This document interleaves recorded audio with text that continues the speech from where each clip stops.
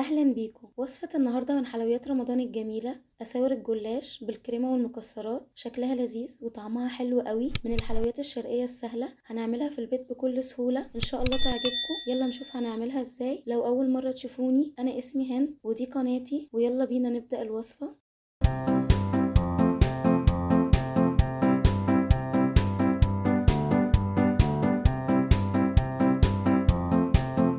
معايا لفة جلاش و3 معالق كبيرة سمنة او زبدة سايحة. بفرد ورقة الجلاش على القطاعة بتاعتي، واهم حاجة افضل مغطية الجلاش لغاية اخر حاجة في فوطة عندي نظيفة عشان ما ينشفش مننا ويتفتفت. بعد كده بدهنه كويس قوي بالسمنة وبتنيه نصين وبدهنه تاني. بعد كده باي حاجة عندنا رفيعة، ايد معلقة خشب او اي حاجة. انا استخدمت هنا الشاليمو، كانت بسيطة معايا خالص. بلفها بالطول كده كويس، وبسيب حتة في الاخر كده وبسحب الشاليمو منها بكشكشها، وبلف الطرفين يقابلوا بعض. كده عملت شكل الاسوره المدور، وبخلص كل الكمية. سهلة جدا.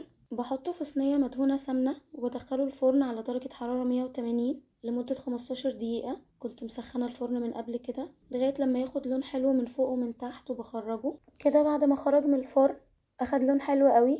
هبتدي بقى احط عليه شربات بارد، بكون مجهزاه من قبل كده.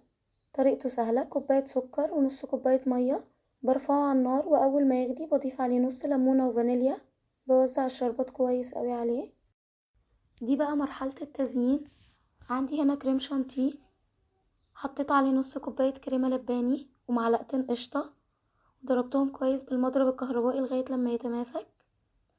وفي كيس حلواني، وهبدأ بقى ازين الجلاش واي صوص عندكم تحبوه ومكسرات.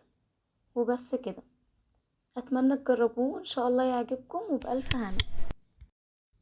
لو عجبكم الفيديو ما تنسوش تعملوا اشتراك للقناة ولايك وشير للفيديو، وتفعلوا زر الجرس علشان يوصلكوا اشعار بكل وصفاتي. واشوفكم بخير في فيديو جديد.